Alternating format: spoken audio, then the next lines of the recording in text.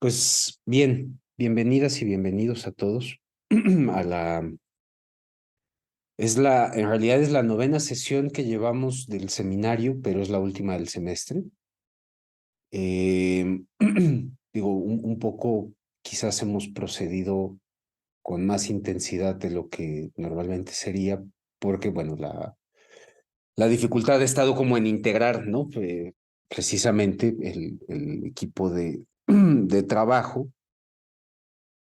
Y en ese sentido, pues agarrar el ritmo, o sea, integrarlo en el sentido de familiarizarnos con la obra de Nikolai Hartmann, ¿no? Que yo pienso que después de lo que hemos visto este semestre, pues al menos tenemos como una visión de conjunto, una visión panorámica de lo que es el proyecto.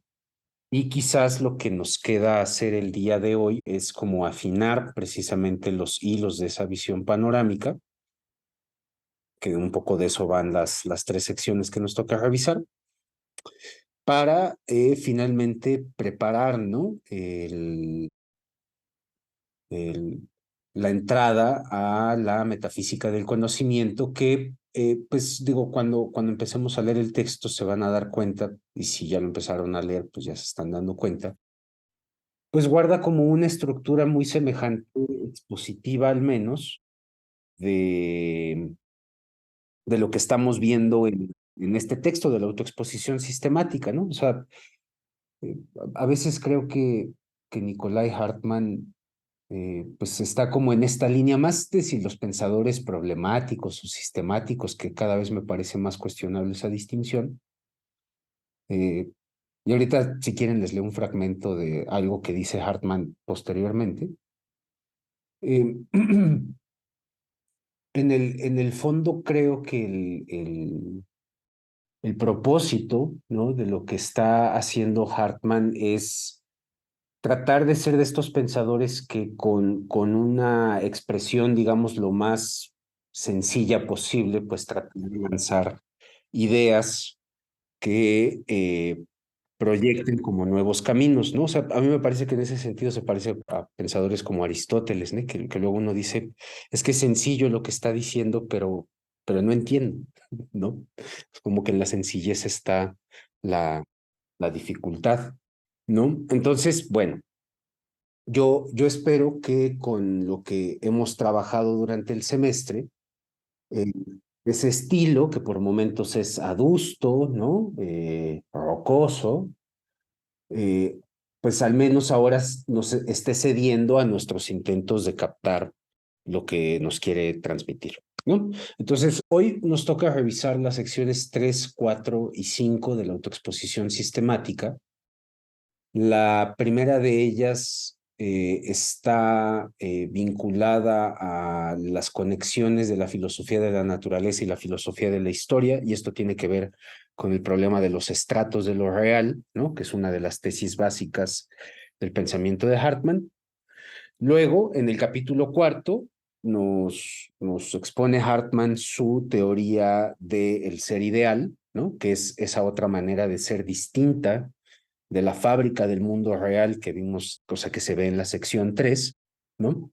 Y finalmente nos expone su idea de metafísica desarrollada a partir de la ontología, y cómo esta idea de la ontología o ciencia del ente en cuanto ente no es, o más bien es, además de en el sentido tradicional, una filosofía primera, por ocuparse de lo primero, ¿no? Es también filosofía última, y de eso nos hablará en su momento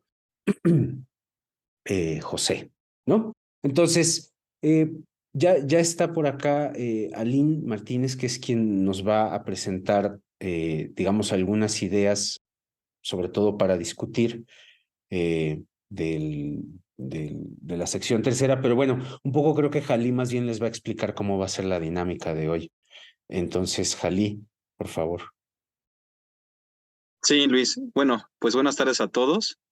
Un poco lo que había platicado con Luis era que para esta sesión, también con experiencia de la sesión pasada, que se expuso la primera sección y la segunda de la autoexposición de Hartmann, creo que lo más conveniente sería no dividir, como en aquella ocasión, la sesión en dos partes, en donde primero se exponía la primera parte de la autoexposición y posteriormente la segunda, sino que dado que son tres y sí son como bastante extensas, lo mejor sería cambiar de dinámica y que se lean las tres de forma seguida para que posteriormente pasemos como a un momento de diálogo. Ahora, lo que habíamos pensado, sobre todo para estas últimas sesiones de recapitulación, es que nos apoyaran algunos estudiantes que actualmente se encuentran terminando la licenciatura o ya la terminaron y están haciendo el servicio social con el seminario de metafísica. Entonces ellos nos están apoyando haciendo una recapitulación o una síntesis, tomando como hilo conductor algunas preguntas que planteamos. Entonces, para esta ocasión, son tres preguntas las que, digamos, ellos tuvieron que tomar para responder con base en lo que está en el escrito de Hartman. Las tres personas, como ya lo dijo Luis, que se van a encargar de responder estas o intentar responder estas preguntas, son Aline Martínez, que se encuentra aquí, Vianelli Pérez, que creo que todavía no ha llegado, y José Eduardo Ambriz. Entonces, les digo las preguntas, cuáles son las tres, para que creo que tenga mayor sentido, aunque quizás cuando cada uno pase a exponer su parte, pues la repita, ¿no? La parte 3 de la autoexposición, le sugerimos la siguiente pregunta. ¿Cuáles son y cómo se manifiestan los residuos metafísicos en los dominios de la filosofía de lo inorgánico, lo orgánico y lo histórico según Hartmann? ¿Sí? Esa es para tomar como hilo conductor la parte tercera. La parte cuarta, la pregunta era ¿cuáles son y cómo se manifiestan los problemas metafísicos en los dominios de los valores éticos y estéticos según Hartmann? ¿Sí? Y la última, que es la parte 5, la pregunta es, ¿por qué para Hartmann la nueva ontología es filosofía última? Creemos que con estas tres preguntas, pues podemos como darle ya por fin cierre al texto de la autoexposición. Entonces, les repito, la dinámica sería esta, que ellos prepararon un texto respondiendo a estas preguntas, entonces los leerían consecutivamente y posteriormente ya pasamos al diálogo. ¿Sale? Entonces le cedo el micrófono a Lynn Martínez. Muchas gracias. Gracias, Jalil. Adelante, Aline, por favor. Si quieres compartir Mm, el texto en la pantalla o lo que sea, ya está activada la opción. gracias. Bueno, es que no, como estoy en mi tablet y el archivo no lo tengo ahí, lo Sí, voy a leer directo de mi computadora. sí. Entonces, pues por si no hay problema con que no comparta el, No, no, no, adelante, por favor. bueno, bien. La pregunta la voy a repetir y es, ¿cuáles son y cómo se manifiestan los residuos metafísicos en los dominios de la filosofía de lo inorgánico, lo orgánico y lo histórico según Hartmann? Em, en lo inorgánico, a mi parecer, estaría evidenciando que la parte más especulativa y reflexiva que viene por parte de la filosofía de la naturaleza se esfumó al comenzar a hacerse ciencia natural.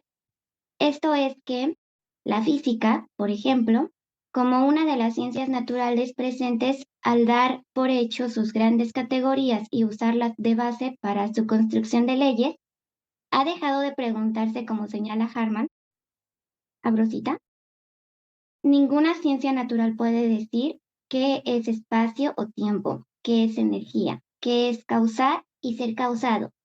En sus determinaciones presupone ya todo esto. Cierro cita. Esto causa que no toda ley sustentada por estas categorías sea realmente explicativa de lo que entendemos por lo material, lo inorgánico. Me parece que Hartmann está tratando de comunicar que uno de los principales residuos metafísicos en lo inorgánico está presente en el acto de preguntarse por el qué de todo lo material, pero verdaderamente por todo. Porque si al tratar de dar respuesta presuponiendo categorías que envuelven la respuesta, es que ahí hace falta metafísica. Asimismo, diría que es por eso que coloca como ejemplo la física, porque al ser una ciencia natural que trata de explicar la realidad e interpretarla, como se puede notar en la cita anterior, presupone la existencia y el entendimiento de términos que dan respaldo a leyes que después serán sostenidos por un mundo científico. Sin embargo, al no cuestionarse por qué es espacio, qué es tiempo, etc., esas leyes son inestables para la explicación misma a lo que responden. Igualmente, diría que el acto de dar respuesta a qué es el mundo y tratar de explicar con las leyes físicas del funcionamiento del mismo es otro residuo metafísico en lo que compete a lo inorgánico. Ahora, en lo orgánico, aquí lo que me resalta primero como residuo metafísico es el problema de lo teleológico y su causalidad para un fin último. Está presente en las ciencias naturales y Hartman ejemplifica de la siguiente manera. Abro cita. La idea de selección natural de Darwin presenta un grandioso ensayo de concebir el nacimiento de lo conforme a fines a partir de lo que no lo tiene. Cierro cita. Lo anterior refiere a que el problema metafísico de darle sentido al mundo por medio de su fin último sigue presente en las ciencias naturales. Abro cita. Una aparición del suceder orgánico según analogía de la actividad final humana. Cierro cita. Así podría decir que nuestras limitaciones en la comprensión de la vida y de cómo éstas pueden surgir de las limitaciones inherentes de nuestra conciencia y de cómo aplicamos conceptos a fenómenos biológicos son un residuo metafísico. Abro cita. La filosofía del orgánico se halla ante un problema metafísico central. La tarea sería mostrar la peculiaridad de la forma categorial de determinaciones en los procesos vitales. Cierro cita. Es ligeramente notorio que para Hartman las ciencias naturales como la biología creen entender lo correspondiente a lo vivo cuando en realidad pareciera que definen a lo vivo por medio de teorías teleológicas y eso ya es entrar en problemas metafísicos porque entender de este modo la composición no solo de lo vivo, de la naturaleza como un todo, puede limitar la posibilidad de considerar la diversidad y la complejidad intrínseca de los fenómenos naturales. Abro cita. Lo difícil de la concepción teleológica se halla, pues, en que con seguridad nosotros conocemos genuina actividad final solo en el obrar consciente. Cierro cita.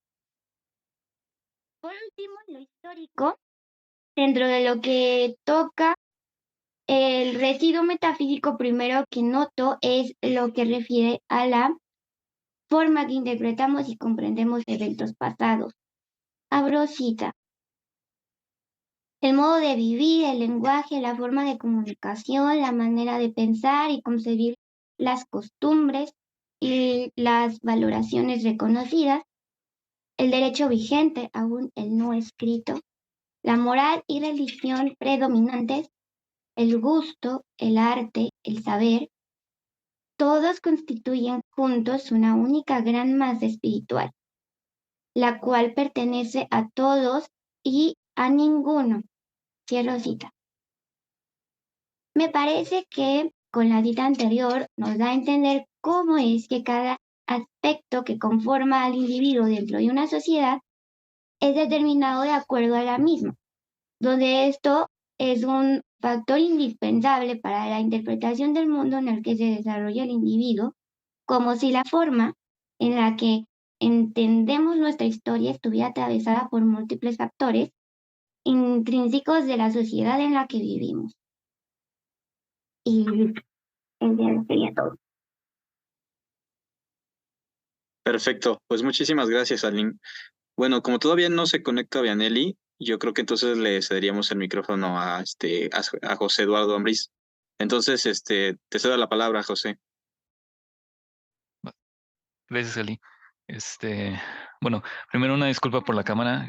Ando conectado en la pantalla de mi trabajo y no tiene cámara. Así que no nos vamos a poder ver cara a cara esta vez, entre comillas, pero pues bueno, un gusto estar aquí con todas y todos ustedes y pues muchas gracias también por la invitación a participar. Como Jali ya dijo, pues a mí me tocó la parte 5. Déjenme compartirles la pantalla. Ok, perfecto. Entonces el capítulo 5 la pregunta fue ¿por qué para Hartman la nueva ontología es filosofía última? Entonces, bueno.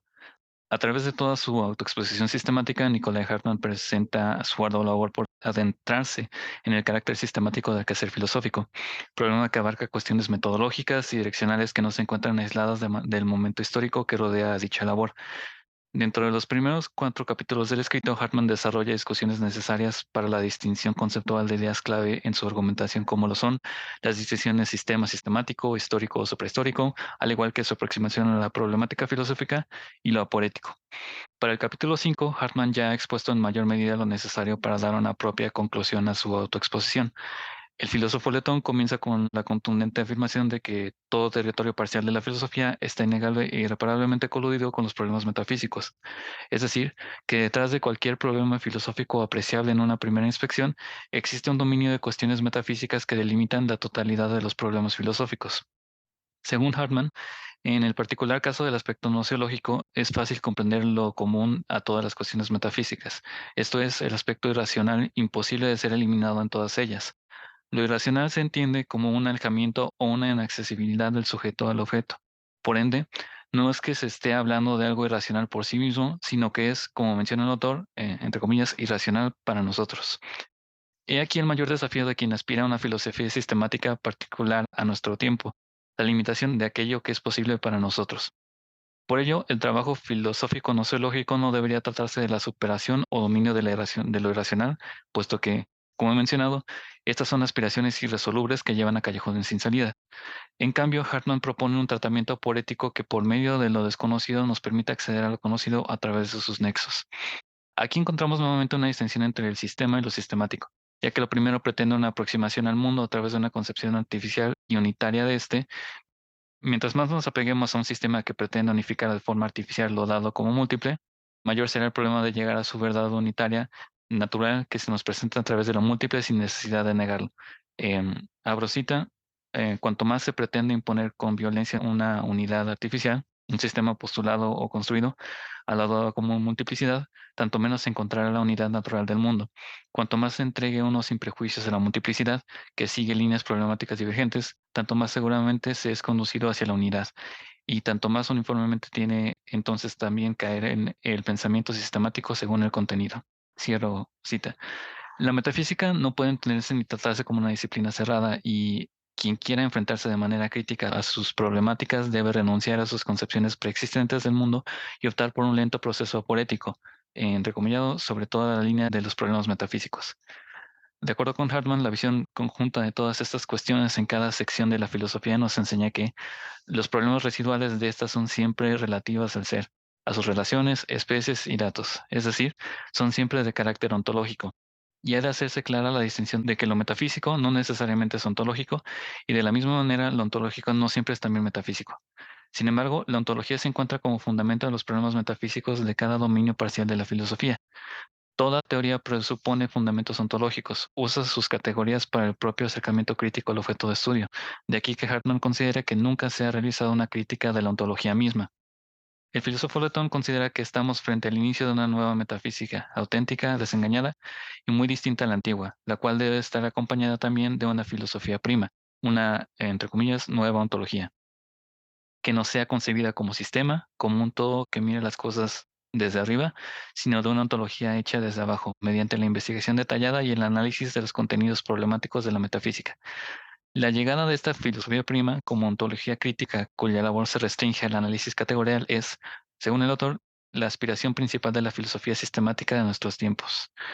El problema radica en que esta ontología parte de los resultados de los demás dominios de la investigación filosófica. Aquella disciplina que debería ser, de acuerdo con la realidad, un conocimiento primo, está restringida por su propio método a ser una filosofía última. Es este hecho la razón por la cual, aún en nuestros días, esta ontología sigue sin ser alcanzada. Y ya, gracias. Sí, muchísimas gracias, José. Entonces, creo que ya llegó Vianelli. Entonces, te tocaría a ti leer la parte correspondiente a la sección 4 de la autoexposición. Entonces, traigo tu texto, lo voy a compartir y entonces ya pasarías a la lectura. ¿Sale? Sí, por favor, gracias. Gracias, Benny. Hola, disculpen la No, tardanza. no te apures, no te apures, no pasa nada. Bueno, yo les voy a leer un poco sobre lo que escribí de la parte 4. Y bueno, comienzo. Bueno, la pregunta es acerca de los problemas metafísicos en los valores éticos y estéticos.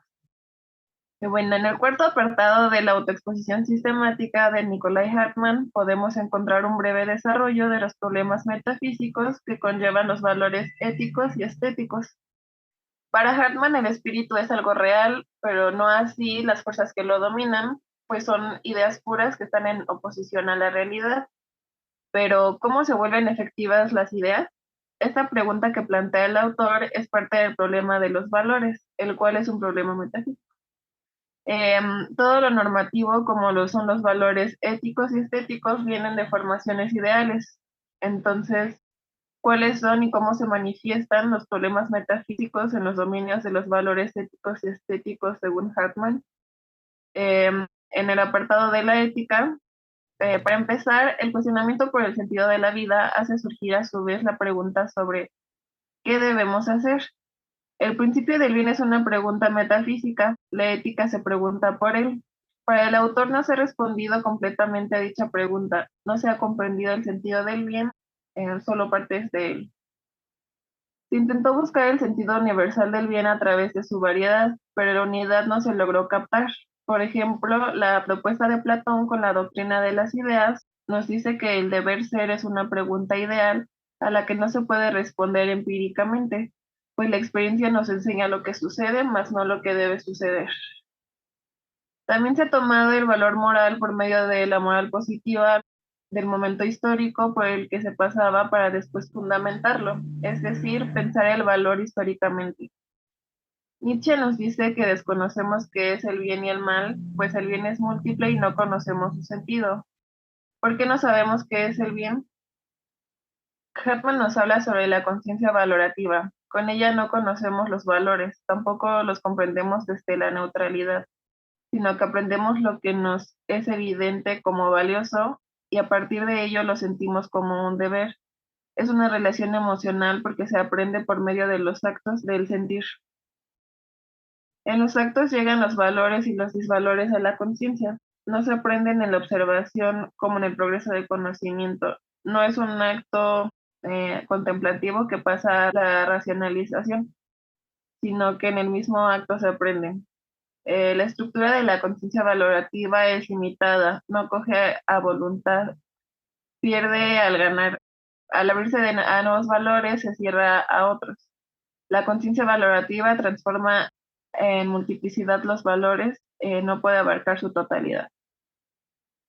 Los valores éticos son independientes a nuestra comprensión u opinión, tienen un ser en sí, pero la exigencia moral de los valores es experimentada como absoluta, aunque no lo sean. El deber ser de los valores es incondicionado, pero no tiene la fuerza para determinar el obrar, porque no basta con conocer el bien para obrar a partir de él. Bueno, aquí nos hace como, Hartmann hace referencia a Sócrates.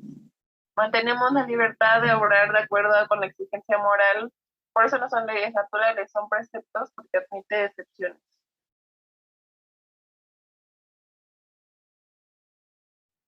La exigencia de los valores se convierte en realidad cuando un poder real la impone. Así es su arranque a lo real. Hay tres condiciones para que un ente pueda convertir la exigencia en realidad, condiciones que solo cumple el ser humano. Primero, que sea un ente real. Dos, que tenga el órgano para los valores, es decir, que sea un ente perceptivo y racional. Y tres, tiene que ser capaz de realizar activamente lo percibido, o sea, de proponérselo a uno real y realizarlo. El futuro está inacabado y está abierto a una voluntad activa, la del ser humano, al tener capacidad para la teleología, es decir, intervenir en el curso de lo real de las cosas dentro de sus límites. Pero es importante pensar en el curso de las cosas sea un acontecer sin metas, porque así tendrá oportunidad de intervenir, puesto que si el curso de las cosas se desarrollara conforme a un fin, el ser humano no tendría campo de acción y no podría añadir lo suyo. Cito a Hartman: un ser libre en un mundo ordenado por completo teleológicamente es una cosa imposible. Otra condición de poder del hombre es la impotencia de los valores frente a lo real, pues dependen de él como su mediador en el mundo real. Como ser moral, el hombre puede predeterminar y poner las fuerzas de lo natural a su servicio. Tiene la libertad de estar a favor o en contra de un deber existente. Esto lo hace responsable de su acción. El conflicto moral en la determinación del valor y la determinación real es un problema metafísico porque trata de hacer la dualidad una unidad. La decisión sobre cómo obrar es una tarea de la que no se puede deshacer el hombre porque está forzado a la decisión, no tiene la libertad de ser o no ser libre. Es el problema de la libertad humana, la libertad frente al deber. Entonces, el problema metafísico de los valores éticos parte de la pregunta sobre la esencia del bien, lo cual desarrolla cuestionamientos en torno al contenido de los fenómenos en los que aprendemos el bien en la multiplicidad de los valores. Nicolai Hartmann nos lleva a la conclusión de que no es posible conocer el contenido universal del bien en los valores porque estos se transforman en su multiplicidad. Y bueno, por último, el problema de la estética. Por otro lado, la estética y sus fenómenos nos presentan un problema metafísico con respecto a lo bello. Lo bello es el nombre colectivo para la variedad de las cosas bellas.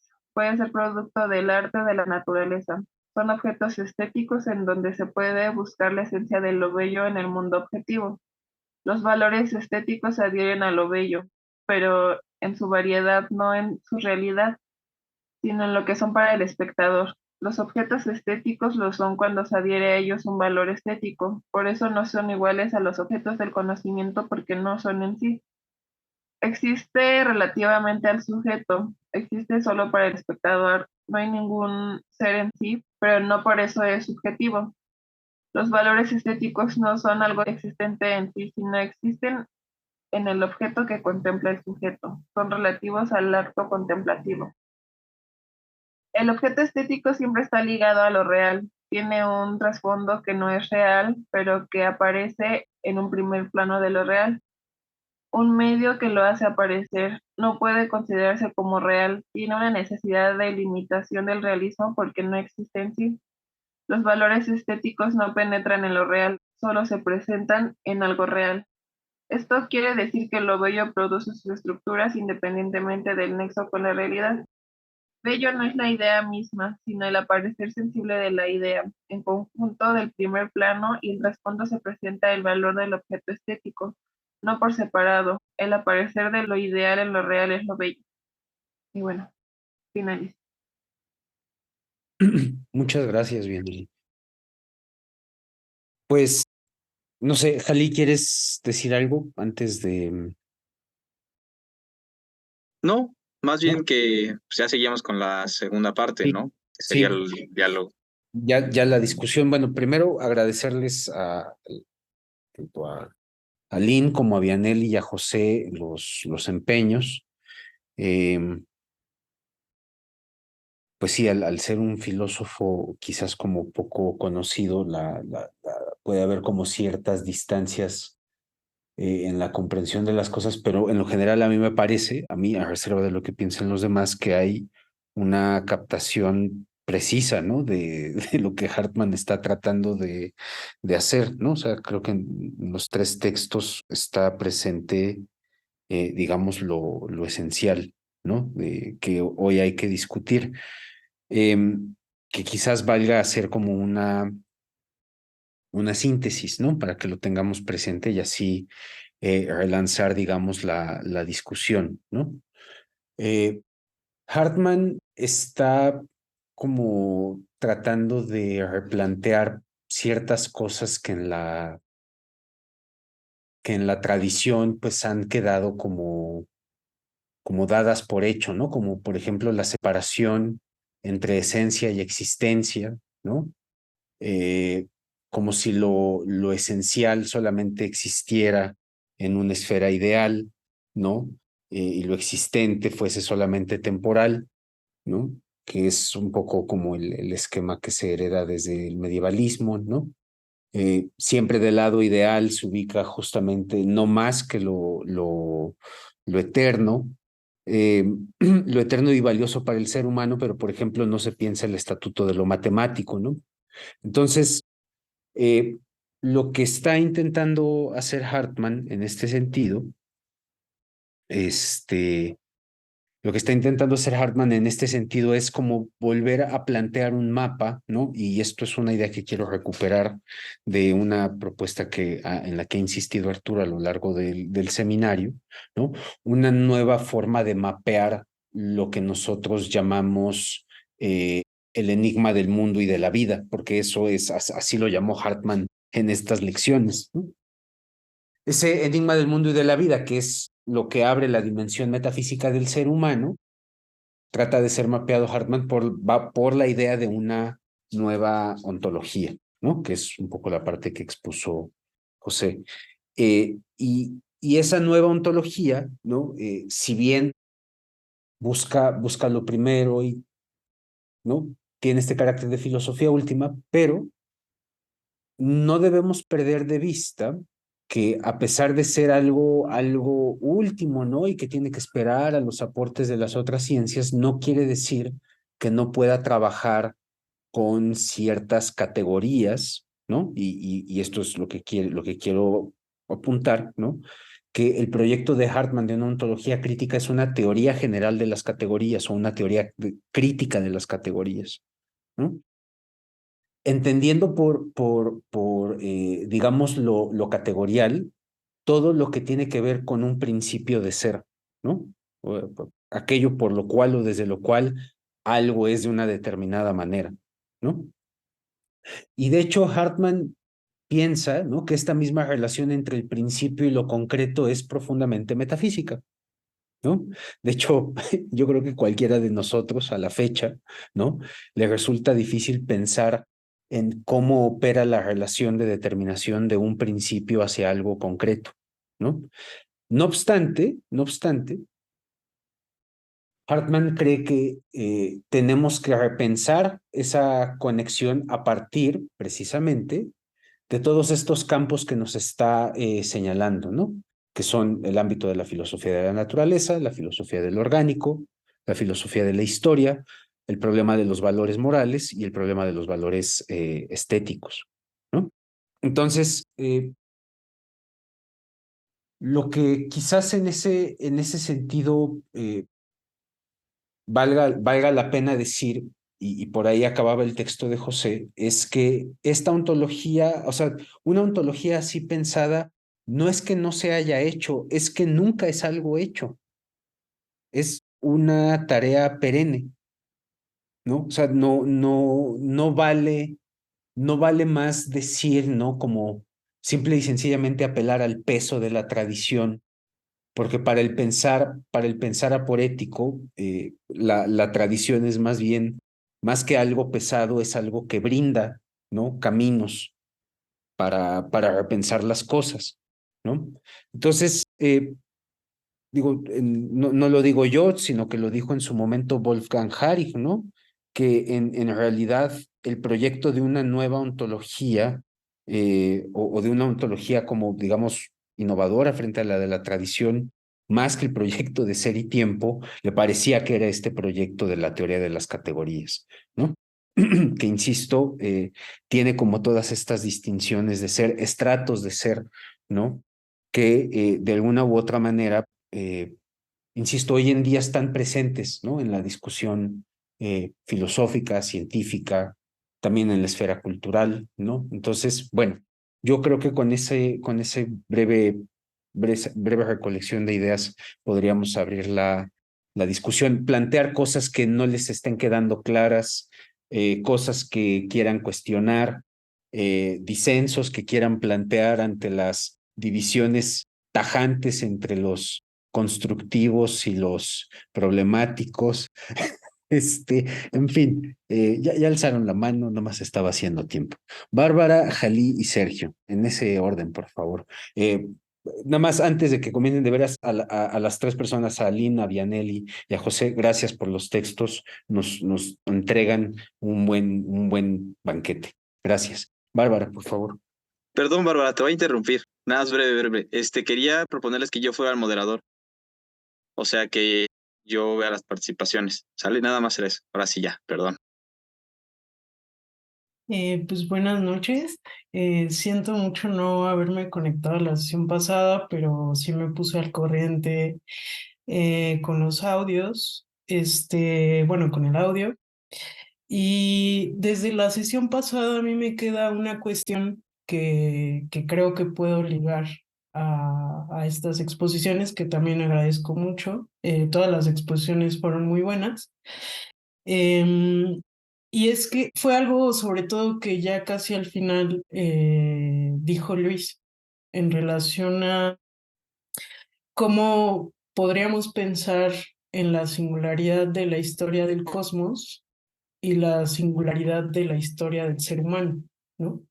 Ya no tanto en la medida en que se piense como el ser humano como un microcosmos del gran cosmos, sino pensar la singularidad de pues estos dos ámbitos, ¿no? No se me ocurre otra forma de ponerlo ahorita.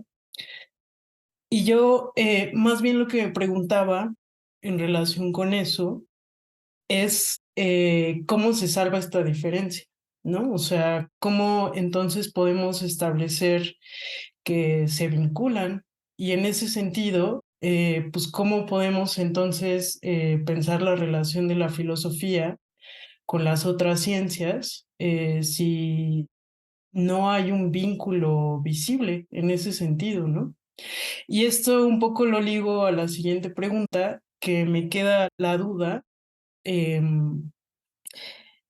Más allá de que sí, la filosofía es la que trata lo problemático y que esto puede llevarnos a una cuestión ética o nos lleva a una cuestión ética, de hecho,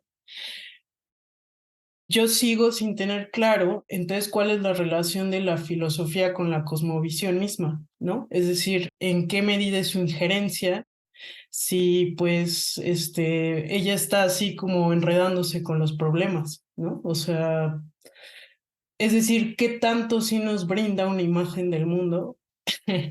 Y lo digo así como en esos términos a propósito, o qué tanto no, ¿no? O sea, porque también hablaron mucho del mapeo, ¿no? O sea, en la sesión pasada, lo cual me parece pues bastante aclarador en otras cuestiones, pero quizá aquí todavía se me hace más presente esa pregunta de la injerencia por la filosofía, porque pareciera que, o sea, en esta distinción de lo metafísico y lo ontológico, el gran dique a vencer es la teleología, ¿no? Es decir, en cómo la teleología marcaba cómo se daba el vínculo entre el cosmos y el microcosmos, planteados de maneras diferentes, pero ahora si la teleología pues no está apelando a una finalidad que pueda dar cuenta de ya una relación esencia-existencia, por ejemplo,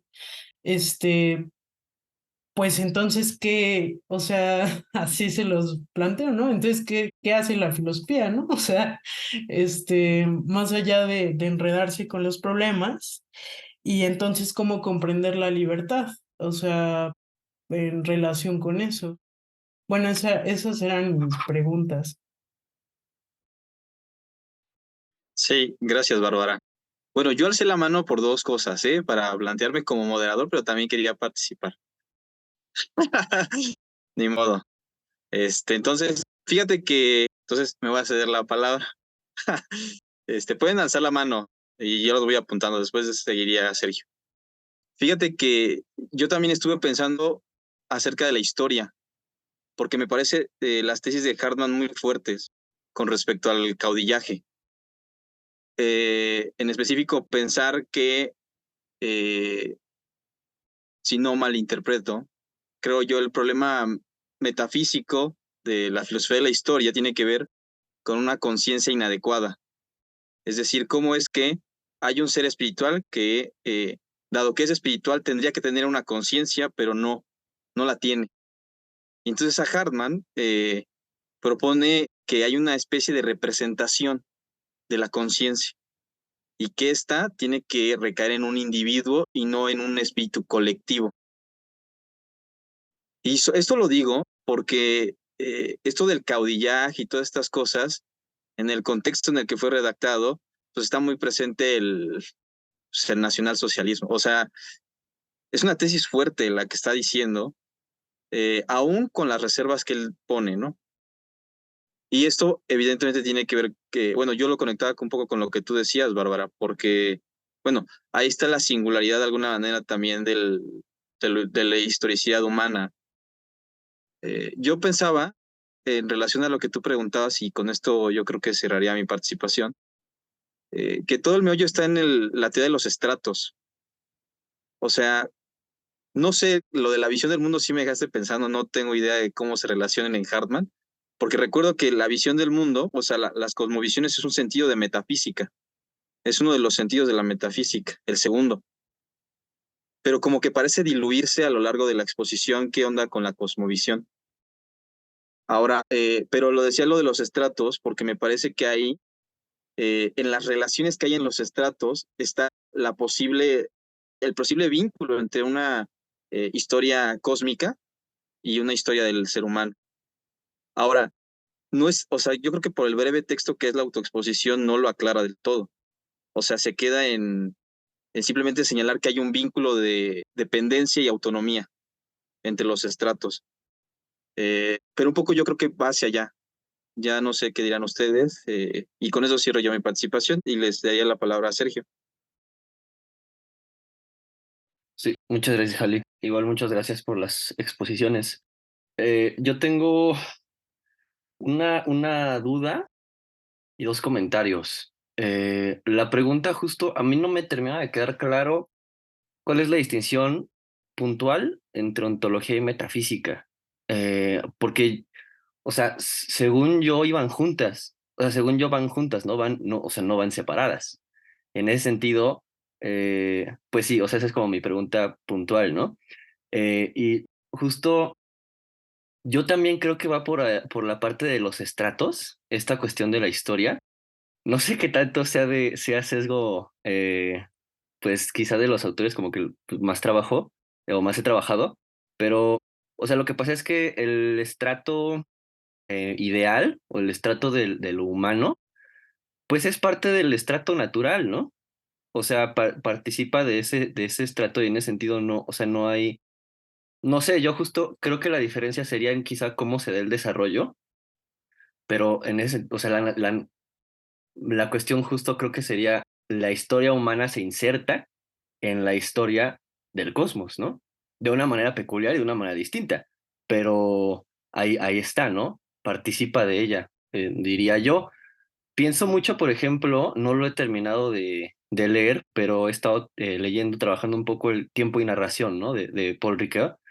Y en la segunda parte, este Ricoeur habla de la... Hay una distinción que se hace en historia, ¿no? O hacen algunos historiadores y la apunta Ricoeur, que es la distinción entre la historia como profunda y la historia de los aconteceres, ¿no? Y es bien interesante porque hay una distinción temporal, ¿no? O sea, la historia profunda remite como a este tiempo, eh, pues sí, hondo, ¿no? Del cosmos. Y la historia de los aconteceres apunta justo a la historia de, pues, justo como eventos, ¿no? Como chispazos de la historia humana.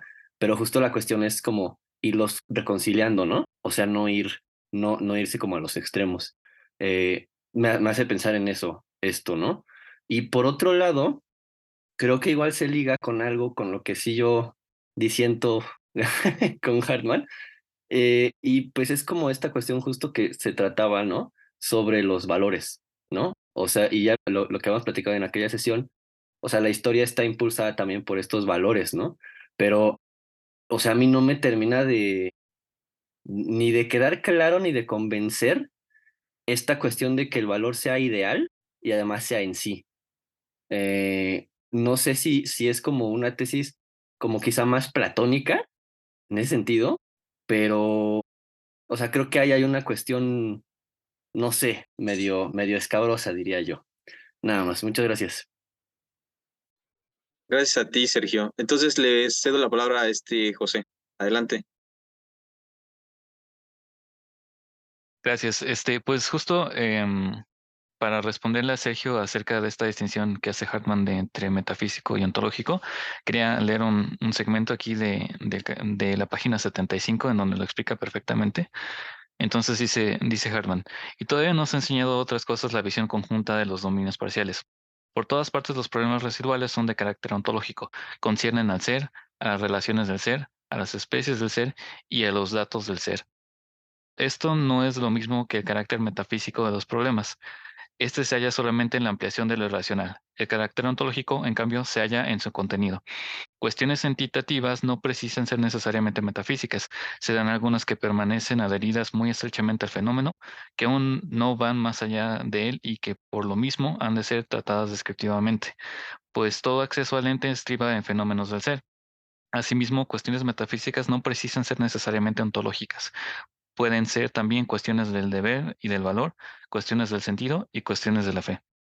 Y ya nada más era como esa cita para como la distinción, ¿no? Entre lo ontológico, es todo lo relativo al ser, y lo metafísico, que es relativo justamente a lo irracional, pero no se mete, ¿no? Y aparte, pues dice Hartman que lo metafísico también está asociado a todo lo que tiene que ver con el deber, valor, el sentido y cuestiones de la fe, ¿no? Básicamente eso es como lo entiende la distinción. Y ya. Sí, muchas gracias, José. Pues ya, Luis, ya aprendimos a Luis. Ya lo aprendimos. Pues adelante, Luis, a ver.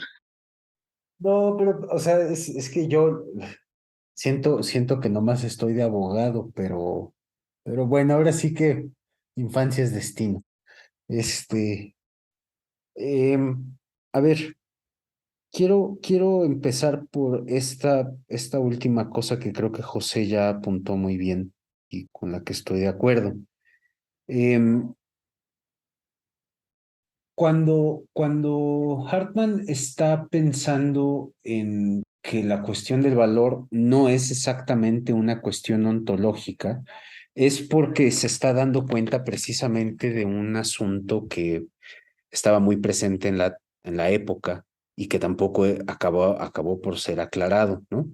Y que en realidad por la tradición fenomenológica de Heidegger, pues como que se dejó pasar muy rápido la idea, pero que en la tradición husserliana sí está, que es el problema de la diferencia entre ser y valer, ¿no? Que es la tradición, es la distinción que introdujo Rudolf Hermann Lotze en el transcurso del siglo XIX, un pensador lógico fundamental, ¿no? Que, digo, si ustedes quieren tener una buena comprensión de lo que pasó en el siglo XX, tienen que leer a Lotze, ¿no? Ahí no hay eh, como manera de sortear la dificultad.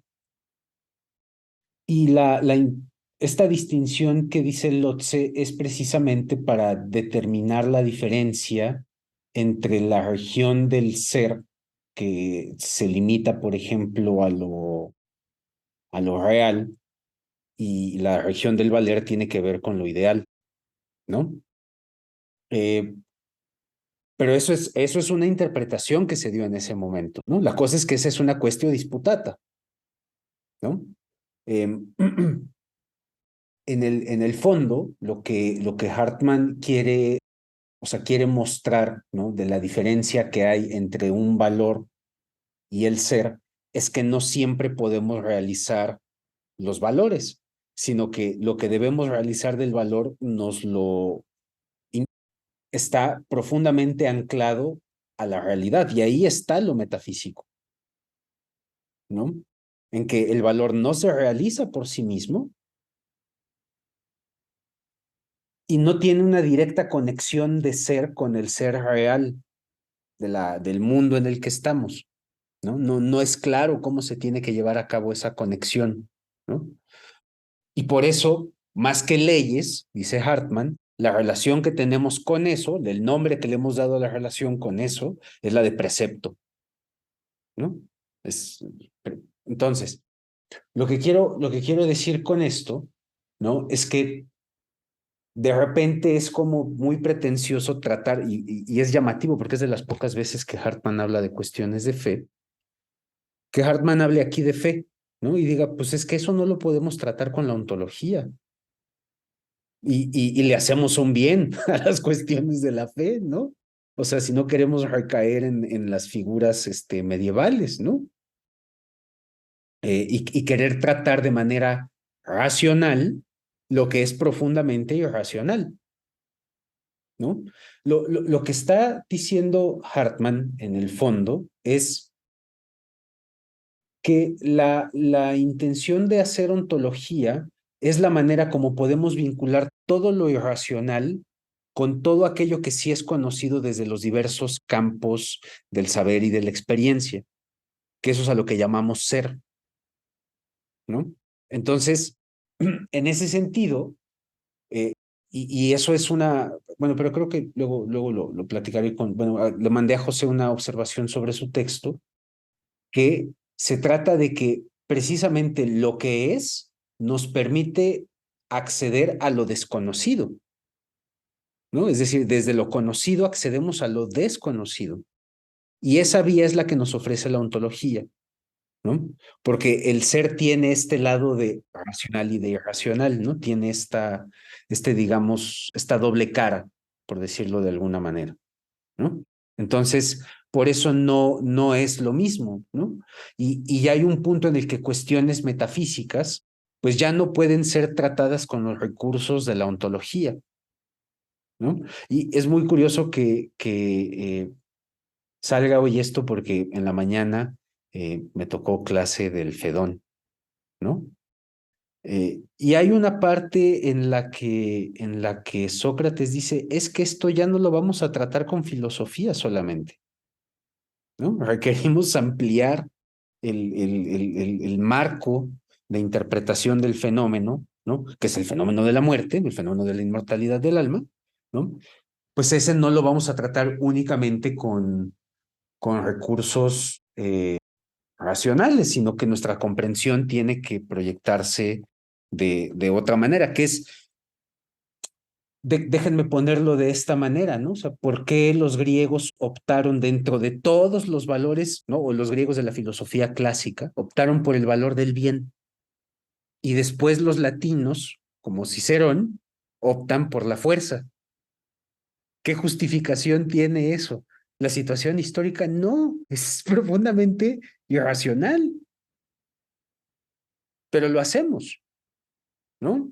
Entonces, eh, creo que por ahí diría la cuestión de la diferencia entre ontología y metafísica, ¿no? Lo que sucede, y esto es la precaución que quiere que tomemos Hartman, es que la metafísica se ha vuelto constructiva o sistémica por su descuido de la pregunta ontológica, ¿no? Y esa es la crítica que le está haciendo al idealismo de su época, ¿no? O sea, el idealismo de la época que está en la fenomenología y en el neocantismo, son tendencias que han intentado omitir la pregunta por el ser, ¿no?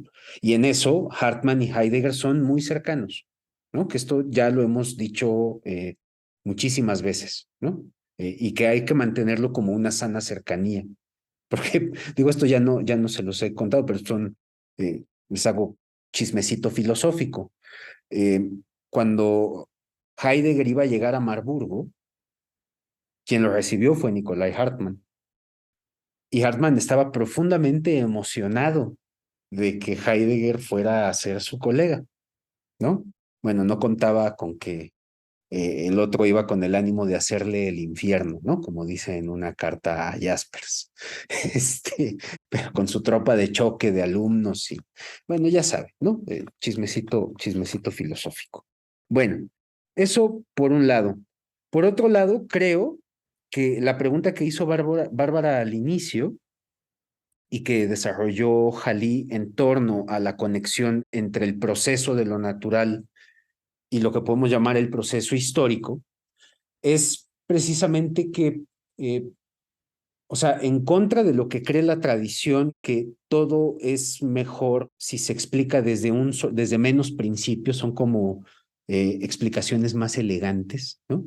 Dice Hartman, bueno, pues eso es de entrada un prejuicio, porque no puedes explicar la multiplicidad desde un solo principio.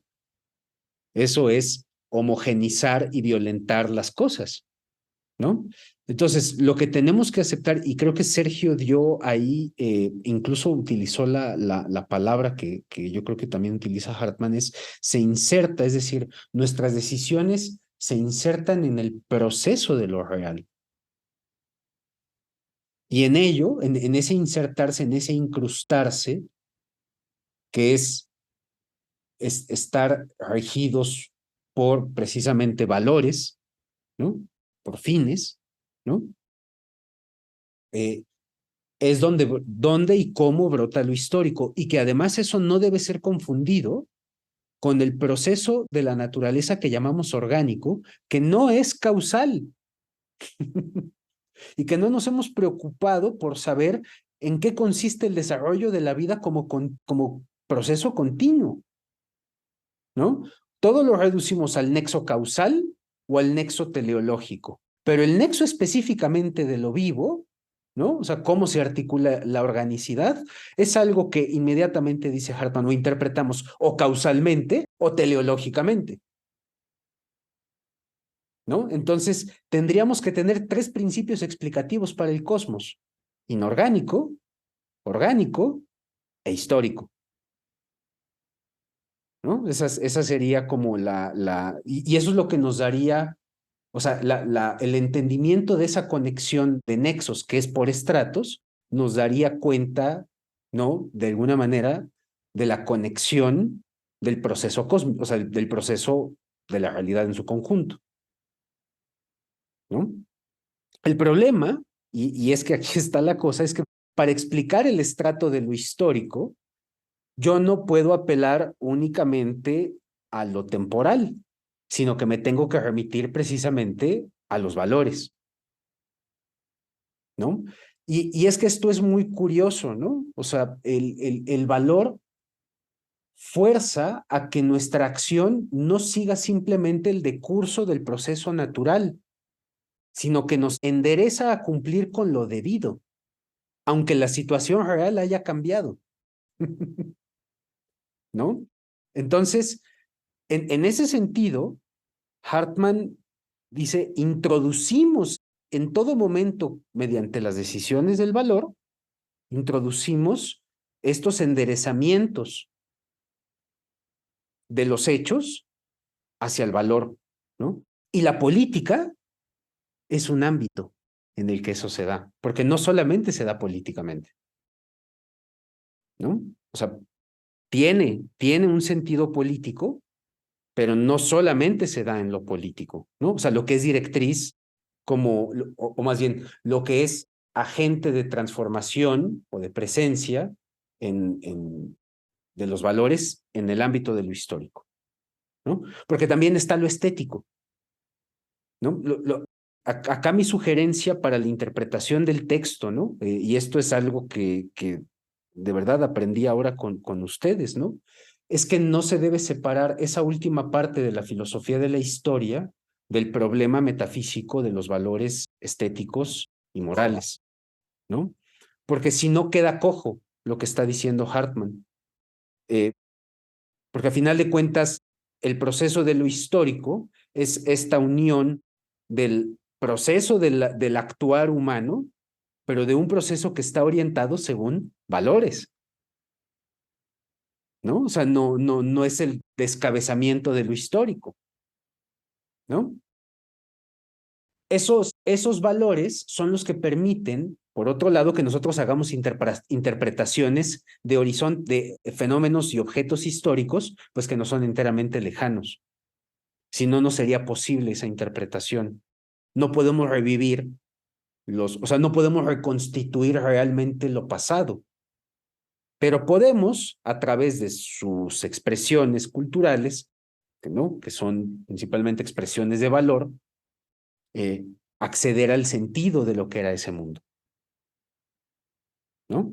Es decir, qué tipo de perspectiva, qué tipo de acabado se privilegia, todo eso nos da un sentido de qué era lo valioso para un mundo histórico, ¿no? Entonces, creo que ahí es donde está conectado, ¿no? El proceso, el proceso del cosmos es un continuo, ¿no? Que está regido por la causalidad. Con el proceso del cosmos viene el surgimiento de las categorías de lo vivo, que introduce una nueva clase de proceso, determinado también por el proceso natural, y después, a partir de las categorías de lo vivo, vienen otras notas distintivas que produce a lo histórico, a lo psíquico histórico, ¿no? Que introduce un nuevo tipo de conexión de procesos en los hechos. Entonces, esa sería como la novedad de Hartman, porque ya no es solamente la alternativa entre causalidad y libertad, sino causalidad, organismo y libertad, ¿no? O sea, pero ya de manera muy explícita, dejando de entender, porque ¿qué es lo que se hace tradicionalmente? Subsumir al orgánico en lo natural. Ah, chis. ¿Y dónde está toda la artificialidad de lo vivo? ¿No? Digo, un poco para vincularlo con cuestiones que son contemporáneas, ¿no? Porque un poco por ahí, ¿no? También se está viendo ahora el concepto de lo vivo, de cómo también tiene este carácter técnico, ¿no? Bueno, y creo que con eso un poco, creo que oriento, ¿no? Lo que está tratando de decir Hartman. Pero falta una cosa que preguntó Bárbara, que es la cuestión del sentido de la filosofía.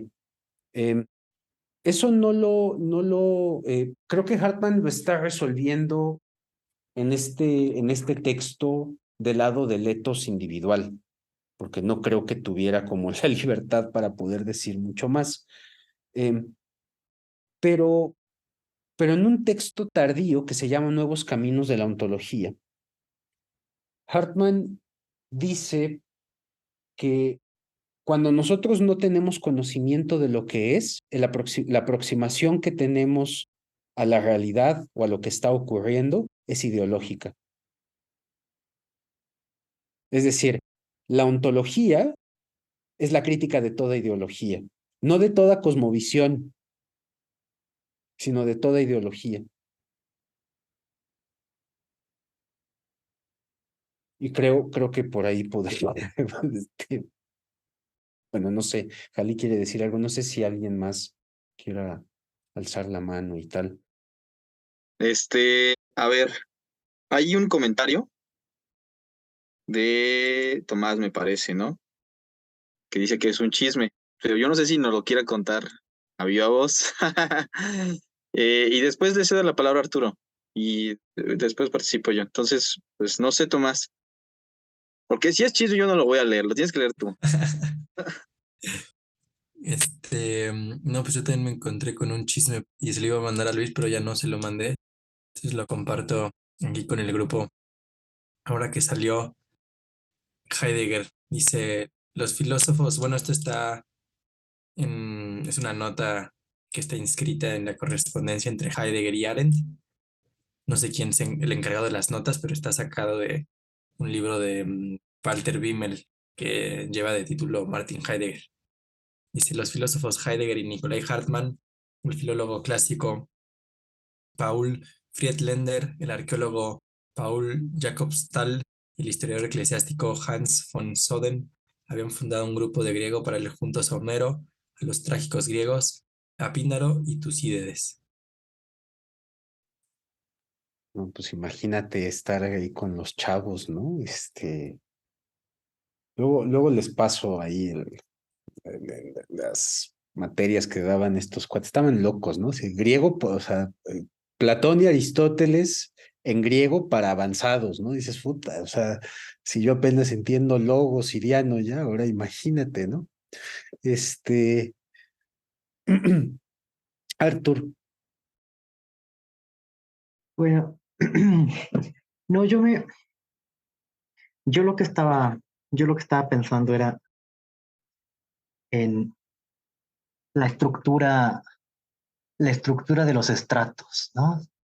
Todavía aún no vemos la estructura de los estratos, pero pensando en las metáforas de la Tierra, tampoco la Tierra respeta tanto los estratos, ¿no? Cuando tiembla la Tierra en sus centros, los, las capas se encabalgan, ¿no?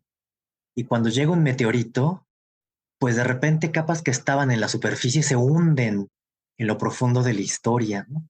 Y bueno, esto lo pienso porque mi hijo está obsesionado con los meteoritos que acabaron con los dinosaurios y cómo se conoció, ¿no? Estudiando los estratos de la Tierra, las inclemencias de los astros. Entonces, hoy, bueno, pues tú estabas dando tus clases de griegos y yo en mis asuntos, ¿no? Yo estaba cerrando el curso con la dialéctica de señorío y servidumbre de la fenomenología del espíritu. Y bueno, pues ya saben, ¿no? Se saben el cuentito. Uno arriesga la vida por el reconocimiento y el otro salva la vida y renuncia al reconocimiento, ¿no? Y al final dice Hegel algo así muy conciliador, que tan necesaria era la autoconciencia como la vida, ¿no? Pero no dice lo mismo de la naturaleza y del animal. O ah, yo no puedo destruir al prójimo porque entonces me quedo sin reconocimiento. Yo lo que necesito es, como en la teoría de juegos, o ganarle y que me reconozca, o reconocernos mutuamente, aunque ganemos poquito, los dos. Eh, pero Hegel no pareciera ser así de justo en un periodo anterior, ¿no? De la fenomenología, cuando la autoconciencia se vuelve su pura sustancia, y lo simple, y el mundo aparece como lo negativo, y es la comida que tiene que negar y destruir, ¿no?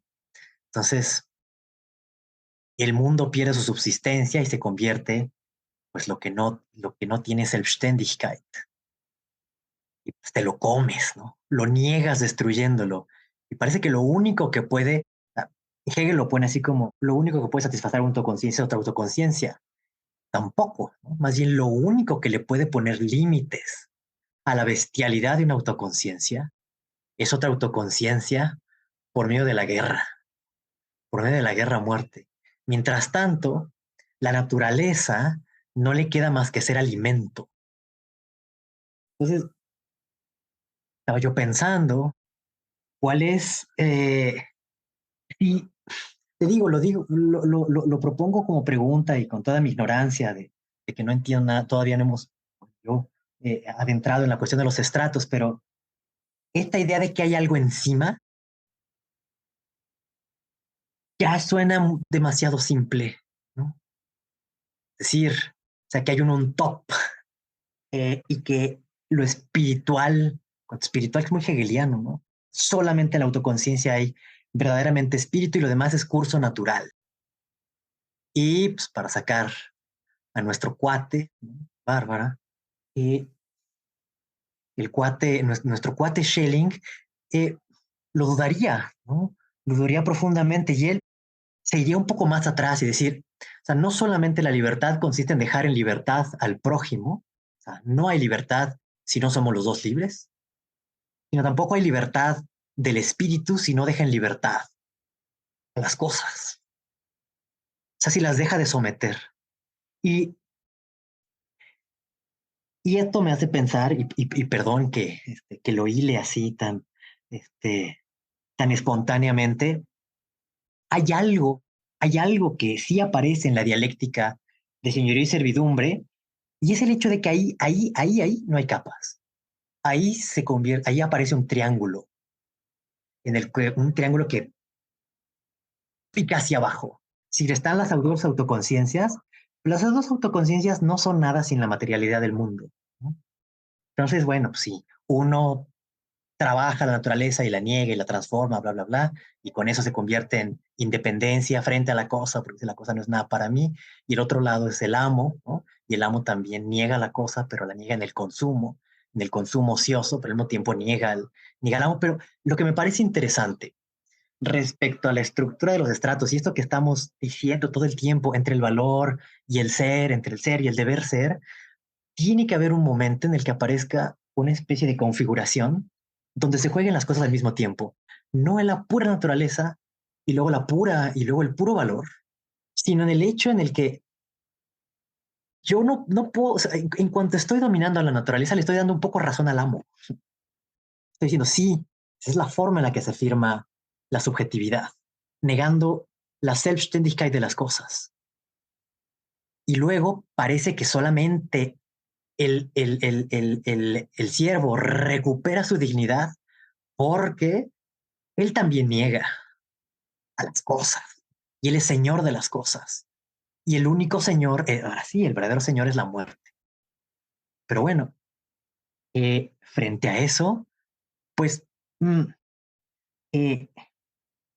lo, pareciera una especie de regresión, ¿no? Porque la muerte es lo que me devuelve a mi ser natural, ¿no? Pero mientras que por un lado me devuelve a mi ser natural, que era lo que precede en la fenomenología, me lanza hacia adelante porque en la muerte tiembla toda mi existencia histórica y se vuelve nada.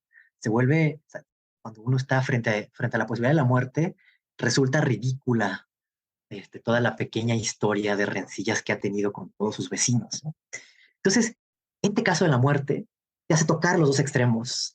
La cuestión de la extrema espiritualidad, eso lo toma Heidegger, y como de la bolsa. Pero por el otro lado, la profunda materialidad, ¿no? El hecho mismo de estar vivo, de tener carne y de que no es trivial. Yo creo que eso es mucho más justo, Shelley. O sea, no es cierto que la vida es esta simplicidad de sí misma que subsiste en ese construirse para la cual todo lo otro es pura, pura cosa a ser negada para que pueda restituirse la igualdad consigo mismo. Es una forma paupérrima. Bueno, ya. Sí, gracias, Arturo. Pues yo ya había levantado la mano y después así, porque ando Oigan, de inmoderado, espérenme, antes de que se pongan más inmoderados, ¿me dejan compartirles algo? pero poquito, ¿eh? Sí. Poquito, ándale. Es que es chistoso, es chistoso. A ver, ahí va. Perdón, ¿eh? Unos pedernales. Ustedes perdonen que sea tan impositivo. Dice Arturo, ¿no? Exige, es como simias y cebes, nos exige que le demos razón, ¿no? De que las cosas son así y no asá, ¿no? Muy bien. O sea, lo digo porque creo que o sea, lo bonito de ese momento de Sócrates, es que hasta ante el temor de la muerte, bueno, más bien ante la situación de la muerte, dice, miren, yo voy a hablar de esto, ¿no? Y nadie se va a quejar de que no estoy en condición de hacerlo. Dices, Arturo, es que tiene que haber un momento en el que eso se dé a su vez en conjunto, ¿no? O sea, están los estratos, ¿no? Y eso se tiene que dar en su conjunto. Es que hay una representación que yo creo que tenemos que romper. Los estratos no están ahí y las cosas en los estratos, no. Las cosas están estratificadas. Y entonces, ¿dónde ocurre eso a la vez? En los entes singulares. No es que la realidad sea un trasfondo estratificado y entonces así salen como cositas estratificadas. No. Es que la propia estructuración de las cosas es la estratificación, ¿no? Entonces, en lo orgánico, en lo inorgánico, pues lo único que opera son las leyes físico-matemáticas. Pero desde que existe lo inorgánico, esas leyes físico-matemáticas están en interacción con las leyes del orgánico, a la vez en donde en lo orgánico. Y lo orgánico entendiendo ya no por organismo al ente, así solamente cósico, sino al ente en su interacción con su ambiente, porque eso es un organismo, ¿no? Lo mismo pasa con lo psíquico, ¿no? Aquí pone un corte muy interesante Hartman porque dice que lo psíquico no es espacial, ¿no? Los pensamientos no ocupan espacio. Bueno, quién sabe cómo se entendería hoy con la cibernética eso, pero habría que ver qué quiere decir con eso Hartman, ¿no? Y aquí hay otra clase de corte, ¿no? Pero eso no, o sea, esos cortes, ¿qué es lo que quieren decir? Que hay categorías de estos estratos que ya no aparecen acá. En cambio, las categorías de lo inorgánico sí reaparecen en la de lo orgánico, pero no todas las de lo inorgánico reaparecen en las de lo psíquico, es decir, la espacialidad, entendida como corporalidad, podríamos decir, ¿no? La espaciocorporalidad, ¿no? Entonces, yo creo que Hartman está viendo ese diagrama. Déjenme pasarme al otro, que ese es el otro que les quería enseñar, porque ¿no? Eh, cuando Hartman está pensando en la estructura categorial del mundo, ¿no? No está diciendo que son así como los estratos, así como que simple y sencillamente se ponen. Si le prestan atención al diagrama, están estas incrustaciones. Y por eso me llamó la atención la palabra que utilizó Sergio hace rato, ¿no? La libertad se incrusta, pues sí, aquí está la incrustación, ¿no? Y además hay categorías que abarcan desde el fundamento mismo y atraviesan a todos los estratos, ¿no? Y luego están las categorías de la materia y vean cómo aparecen otras variables acá, ¿no? Que se incrustan, ¿no? O sea, o están en conexión de determinación o de libertad y dependencia con el organismo y la materia. Y entonces lo que va encontrando Hartman es que en los entes, según los estratos que tengan, se da una multiplicación categorial.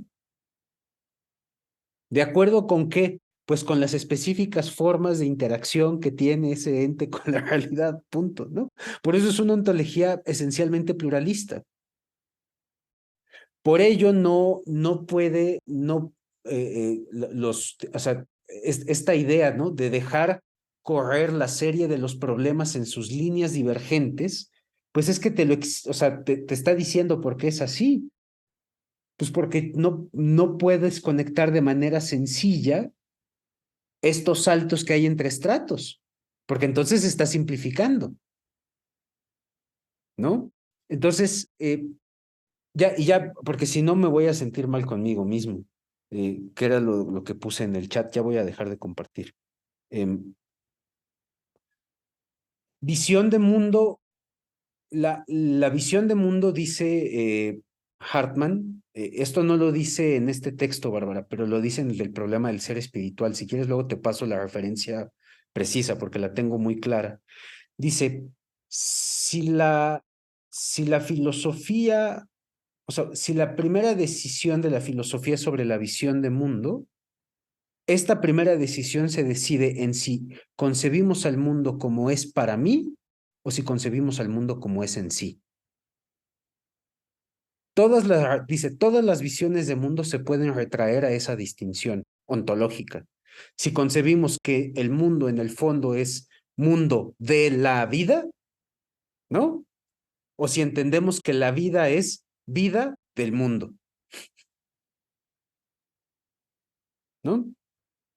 Y esas, o sea, pues podríamos agrupar históricamente así a los sistemas metafísicos, ¿no? Como aquellos que conciben que el mundo es algo que no se da sin la presencia del ser humano y aquellos que dicen que el ser humano es, pues, una pizca más, ¿no? Del gran menjurje de las cosas. Ya, me callo. Bueno, Luis, gracias. De hecho, que es muy curioso que hayas hecho esta presentación, porque en algún momento tú publicaste en Facebook los esquemas y de hecho te iba a proponer que los expusieras. Entonces ya, estamos conectados, estamos estratificados, como dirías tú. Bueno, mi comentario súper rápido para dar la palabra a Bárbara. Es que yo estoy Más del lado de Arturo. O sea, me parece que hay un momento, sobre todo en el apartado 3, en donde me dejó pensando Hartman, y dice algo así, que hay una ley ontológica fundamental de respetar como los estratos. Y un poco yo, o sea, muy sinceramente me preguntaba, bueno, ¿por qué hay que respetarlos? O sea, ¿cuál es la necesidad de la delimitación de los estratos? Por un lado. Por otro lado, ¿de dónde viene? En algún sentido, tiene una tradición. O sea, históricamente yo creo que se puede rastrear, algún momento lo comentamos, Luis, que con el medievo, o sea, con estos niveles del ser, o sea, tiene una larga tradición, o sea, incluso en los griegos también. O sea, tratar de distinguir entre entidades. Sí, Entonces, también Plotino, el neoplatonismo. Entonces, a mí eso no me, o sea, no me acababa como de quedar claro. O sea, ¿de dónde las había sacado y por qué habría que respetarlas? ¿No? Entiendo que quizás ahí está el punto de Hartman en cuanto al pensamiento sistemático, ordenador, que él como que trata de posicionarse, pero yo creo que ahí sí, por momentos, no digo que siempre, pero sí, por momentos quizás vale la pena traspasar esos límites. Sobre todo lo pienso en el plano práctico y por eso, eh, bueno, también mencionaba lo del caudillismo, pero bueno, en fin, ya nada más quería decir eso con esa cuestión en particular. Entonces ya le cedo la palabra a Barba. Sí, gracias. Bueno, yo voy a dejar el comentario y me tengo que ir, lamentablemente. Pues ahora que Arturo ya me dio pie, este, voy a decir por qué me molesta tanto que Hartman diga que Schelling es un constructivista. Y es porque en realidad yo creo que el proyecto de Schelling se basa en cómo se relaciona lo material con lo espiritual con lo material, sin que haya propiamente em, como, o sea, sí debe haber como priorizaciones en cierto punto, pero también creo que no es que lo material sea algo así como muerto, ¿no? De hecho, es parte de las críticas que él hace a la inmanencia misma, ¿no? O sea, pensar en el concepto de cosa como algo muerto, ¿no? Y en ese sentido, justo hay una parte donde Schelling dice, habla un poco de la melancolía de la naturaleza, ¿no? Es decir, porque ella misma no se puede decir, porque nosotros le prestamos la palabra para decirse a sí misma, ¿no? Y no porque nosotros la violentemos en el sentido en que la determinamos, sino porque al investigarla, y porque Schelling fue un investigador también de la naturaleza, le damos sus palabras, ¿no? O sea, por eso un tanto la investigación sobre la dinamización de lo espiritual y la dinamización de la materia, ¿no? Entonces, en ese sentido, creo que yo también estaría de acuerdo con Arturo y sobre todo esto que dijo Sergio me pareció bellísimo, ¿no? O sea, como la historia del cosmos y la historia del ser humano, cómo, o sea, en algún momento tiene que haber una confrontación, ¿no? Pero también que puede ser una confrontación a favor del cosmos. O sea, ¿quién nos dice que esa temporalidad, de millones de años y ser conscientes de ello, a partir de los residuos, huellas, etcétera, no fue la que nos hizo pensar que el ser humano no era el centro del mundo, ¿no? O sea, que la historia del cosmos es tan inabarcable que imposible sería decir que el centro del mundo es el ser humano por el simple hecho de tener conciencia, ¿no? O sea, creo que en ese sentido sí llega un punto en el que hay este tipo de conflictos que no siempre están a favor del espíritu humano, ¿no? Ya por ponerlo en esos términos. sí. Y que resulta un tanto imposible decir que vamos a poder tener un equilibrio entre todos los estratos del ser, ¿no? O sea, pues Pues no, porque de hecho por eso era mi pregunta un tanto por, entonces ya cómo pensamos la relación entre el cosmos y el ser humano, ¿no? Si ya no es teleológicamente, si ya no es causalmente, etcétera, ¿no? Que un poco la respuesta fue, bueno, desde varios puntos de vista, ¿no? O sea, no solo desde uno solo, y eso me parece bastante pertinente. Pero en algún punto digo, entonces, ¿cuál es el papel de la filosofía si la ciencia ya nos puede ofrecer la relación causal? Si la filosofía propiamente ya no habla de teleología, si propiamente depende tanto de los estratos del ser, ¿no? O sea, en el sentido de lo que pueda darnos la investigación de las otras ciencias. Es decir, cómo la filosofía no se convierte en un valor irracional, ¿no? O sea, un poco por ahí va como mi pregunta y ya en relación con lo que decía Arturo, pero bueno, queridos, un placer, perdón que me tenga que ir antes, Sí, eh, no, digo, lo malo pero es que nos dejas. escucharé el audio. Nos vemos. Sí, cuídate mucho, Bárbara, gracias.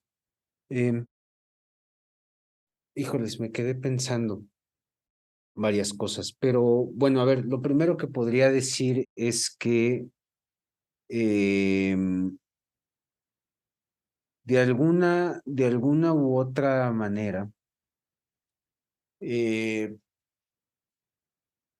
bueno, a ver, voy a leer primero lo que dice Hartman en un texto que se llama El pensamiento filosófico y su historia.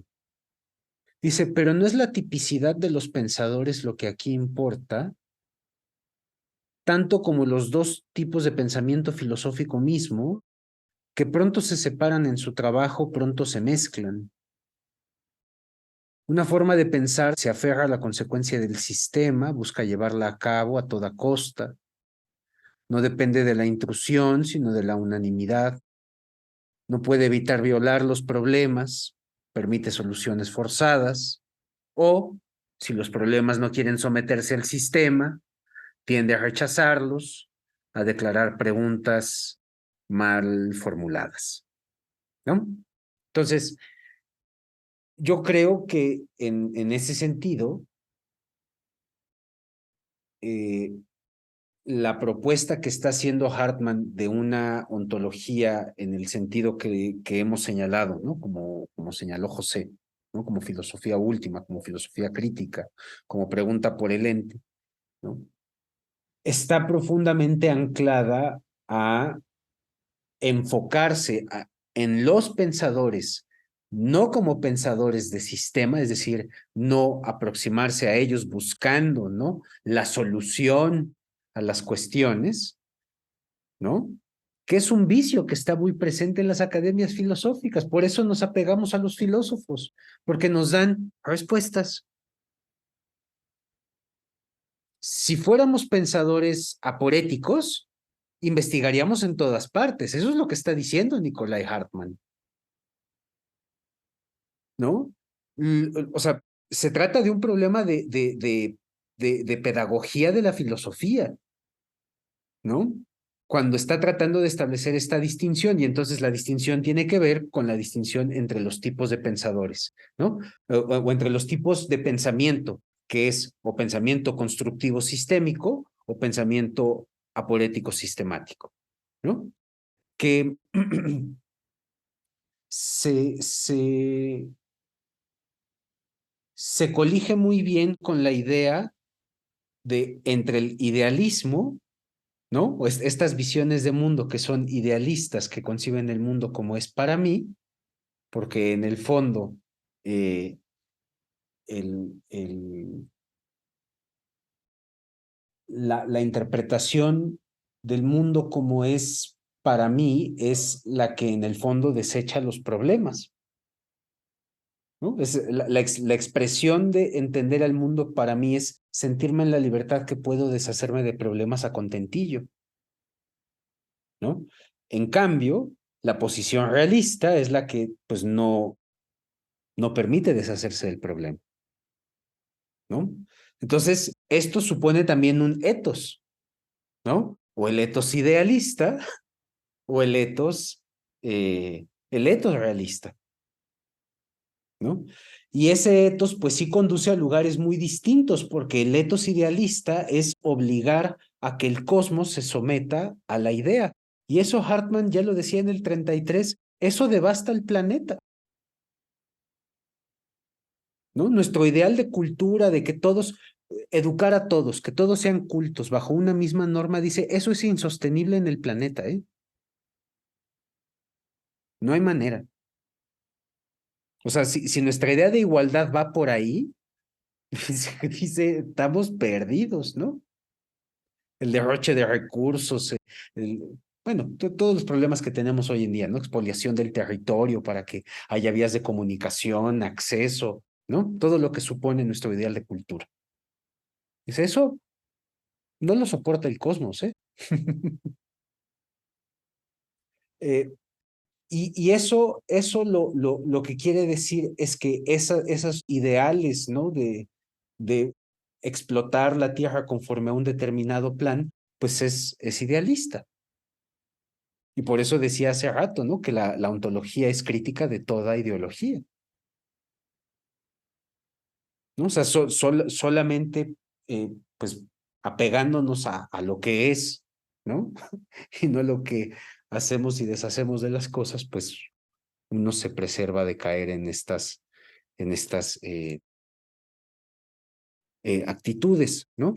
Entonces, eso por un lado, ¿no? Para retomar la cuestión cuál es la función de la filosofía. En ese sentido, saber vincular las preguntas, ¿no? Que yo creo que eso es algo que se practica desde Platón, pues, o sea, otra vez, perdón que traiga a colación, ¿no? Lo que uno hace en la docencia, pero en la mañana veíamos cómo de la pregunta por la inmortalidad del alma tenemos que dar cuenta del proceso de generación y corrupción del cosmos, si no damos medias explicaciones. Eso es el pensar aporético. No quedarse en una pregunta aislada, sino ver cómo esa pregunta lleva a esta otra y de repente ya estamos preguntando por si en el fondo podemos decir que el ser es y el no ser no es,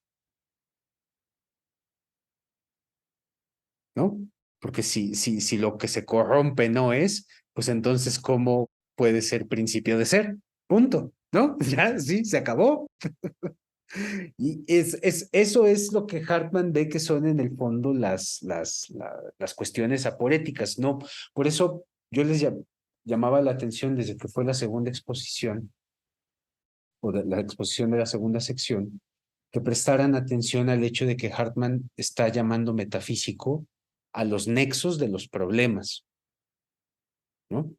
Ahora, eso yo creo que no hay que confundirlo con el hecho, ¿no? De que Hartman no está poniendo como sobre una base demasiado estable a lo real, ¿no? O sea, no está diciendo que no haya una afección de lo orgánico sobre lo inorgánico, pero no es una afección tal que altere la estructura fundamental de lo físico. Sí, este es el punto, ¿no? Sino que de hecho cuenta y es posible por la regularidad de las conexiones categoriales físico-matemáticas, ¿no? Y solamente bajo esas específicas determinaciones, ¿no? O sea, porque podemos decir, oye, sería posible, porque falta introducir el problema modal aquí, ¿sería posible que bajo otras condiciones físicas se diera la vida? Hartman dice, hasta que no haya efectivamente vida bajo otras condiciones físicas, eso no es posible, punto. ¿No? Entonces, como que implica también una resignificación de nuestros conceptos de posibilidad y efectividad, y por lo mismo de necesidad, ¿no? Eh, lo que quiero decir con esto, ¿no? Para ir cerrando el comentario sobre esta cuestión de cómo no debemos tomar a los estratos como algo estático, es que no estamos exentos de que el propio proceso, ¿no?, de estos niveles dé lugar a nuevas categorías que repercutan en nuevas formas de relaciones categoriales. Y la mejor prueba de esto es la singular presencia que tenemos los seres humanos, que a cada objeto que le ponemos en el mundo genera toda una nueva serie de conexiones con la realidad en su conjunto, ¿no? Esa es como quizás el ser humano debería ser Ulises, ¿no? El polimejanos, el de múltiples recursos. Y múltiples recursos quiere decir la creación constante de relaciones de ser, ¿no?, de nuevas instancias categoriales, ¿no?, que no están ahí. Lo histórico es eso, ¿no? Una conexión creciente al infinito, ¿no? Entonces, yo creo que sobre esa base, o sea, si uno tiene presente que Hartman está considerando que lo que él llama estrato tiene que ver más con que es una configuración que es más o menos estable, ¿no? Y que es posibilitante de algo más, ¿no? Y más que algo cerrado, ¿no? Como algo que sea como sustancial, ¿no? No creo que vaya por ahí, pues. No sé si esto aclare un poco las cosas o ya lo enturbié más. Pues, ¿qué dice moderador? No, muy bien, Luis. Había levantado la mano Sergio, pero la bajó. No sé No, si todavía querías comentar algo, Sergio. sí. Híjoles, no, bueno, yo creo que mejor no solamente comentar que creo que o sea, a mí me llama mucho la atención que esta cuestión me dejó pensando Bárbara, ¿no? Lo que decía de pensar que el ser humano es el centro de todo, ¿no? O sea, creo que al menos en filosofía, cuando salimos, ¿no? De los puros libros de filosofía, o sea, realmente es la tesis del idealismo, a mí, me parece realmente absurda. O sea, la realidad no es para, ¿no? Solo para el ser humano o por el ser humano, ¿no? Nada más. Muchas gracias. Lo iba a decir acá en el chat, pero mejor lo digo de viva voz. La filosofía, las tres dimensiones que está exponiendo Hartman en el núcleo de lo estratificado son también el mejor antídoto contra el antropocentrismo. Porque en el fondo, y eso es lo que dice Hartman, la raíz última del idealismo es el antropocentrismo. O sea, somos idealistas por ser antropocéntricos, no somos antropocéntricos por ser idealistas, ¿no? Y eso es bien interesante tenerlo a la vista, porque justo los ejemplos que pone Hartman pues son estos de, pues el ser humano es un pedacito de la historia así de lo que sabemos que es la realidad, ¿no? Así chiquitito, chiquitito. Y más la historia racional, ¿no? O sea, la historia de lo que llamamos al ser humano racional, ¿no? Y decía Hartman, y la realidad ya era un todo, ¿no? No es que le faltara nada a la realidad, nada más que pues hay más determinaciones desde que nosotros estamos haciendo nuestro show acá, ¿no? Eh, el, el punto es que también si nosotros, por ejemplo, desplazamos el foco de la filosofía de la naturaleza hacia la filosofía del orgánico, pues también las otras formas, el estudio de otras formas de vida, que fue lo que hizo von Uxküll, nos muestra pues que toda la vida tiene su mundo de la vida, que eso no es privativo del espíritu, ¿no? Entonces ya no podemos decir que el Lebenswelt es esa potestad, ¿no? Del Dasein o del subyecto, del trascendente. No, ya no podemos decir eso. Todo lo vivo es trascendental. Es una tesis maravillosa, ¿no? O sea, de von Uxküll. Y entonces nos tenemos que volver a preguntar, ok, y entonces, ¿en dónde viene nuestra centralidad? Y la gente puede decir, en la estructura psíquica del ser humano. Pero resulta que la estructura psíquica del ser humano, pues es tanto natural como histórica. Entonces, ¿no? Los estudios de la psique también descentralizan la idea de que el ser humano tiene esta estructura. E históricamente, si lo llevamos, pues caray, digo,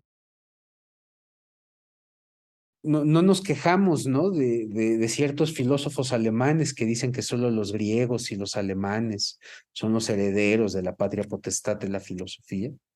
No nos quejamos de esos centralismos históricos, que es postular una idea arquetípica de lo humano, ¿no?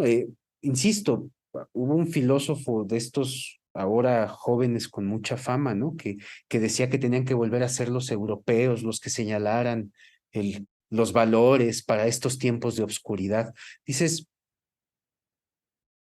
bueno, pues Hartman tiene una serie de observaciones en el texto del problema del ser espiritual sobre cómo se reproduce de diversas maneras el antropocentrismo, ¿no? Que es, pues no es la raíz del mal, pero es la peculiar tendencia del espíritu a no entenderse desde su rincón del cosmos, diría Hartman, ¿no? Perdón, ya. Sí, Luis, muchas gracias. Faltan 6 minutos para las 8, pero le doy la palabra a Arturo. Adelante. Faltan 6 minutos, pero ¿qué es lo que estás implicando? En fin. ¿Dije algo mal o qué? No, no, lo que dice Jalí. Me dice, faltan 6 minutos y aún así te voy a dar la palabra.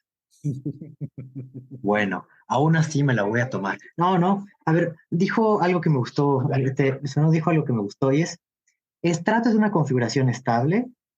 Eso me parece a ver, una forma de captar el estrato es como un espacio, pero un espacio en el sentido platónico, un espacio en el sentido de Cora.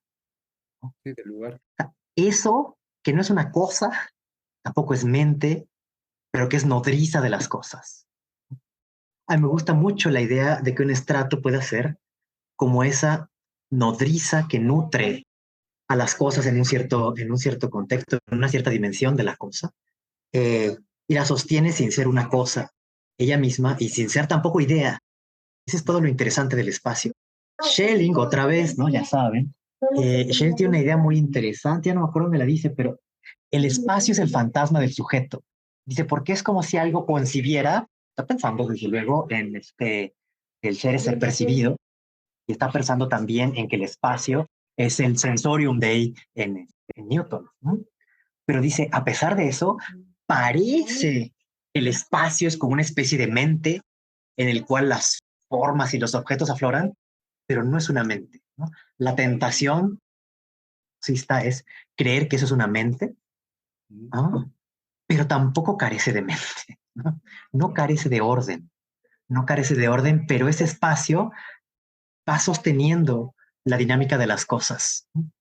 Y si nosotros, no sé, hipótesis, ¿no? Hiciéramos caso, pues a Hartman, tendríamos que hablar de una propia diferenciación de la Jura platónica, es decir, no un único espacio donde surgen puros entes matemáticos, sino que ese espacio primero se va diferenciando, ¿no? Y va dejando que otras cosas vayan surgiendo en otros niveles, como en cierta forma el Tineo pareciera permitirlo, porque las proporciones luego van dando figuras geométricas, luego las figuras geométricas van creando los volúmenes, pero luego los volúmenes tienen que crear los átomos del cual surgen las cosas efectivas. Y esos saltos, y ya cuando hay cosas efectivas, ya, a ver, lo que importa no es que el cuadrado sea cuadrado, sino que es estable.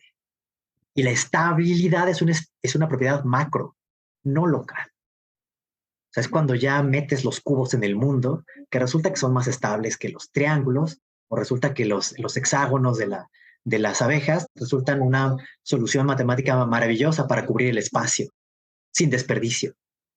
Pero esas ya son incrustaciones, digamos, en un nivel distinto.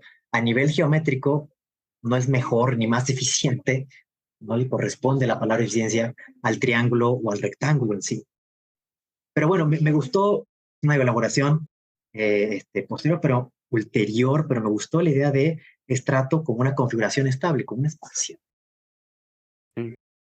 Es que la cosa con el estrato es que, digo, esto nos tendríamos que meter un poquito más en la fábrica del mundo real, o sea, en el volumen 3 de la ontología. Pero el punto es que hay también una ley de coherencia del estrato, ¿no? Es decir, eh, hay una serie de interacciones entre las categorías que no admite una determinación por una categoría externa. Pensemos, por ejemplo, la introducción de categorías organológicas en la categoría de lo inorgánico, ¿no? Entonces, o por ejemplo, la introducción de la categoría de lo teleológico en lo orgánico, ¿no? El Kant, ¿no? En la crítica del juicio acerca, ¿no? El concepto de finalidad a lo orgánico, ¿no? Hay una suerte de parentesco, ¿no? De finalidad entre la finalidad de lo vivo, bueno, entre el proceso de lo vivo, el desarrollo de lo vivo y lo que nosotros hacemos, ¿no?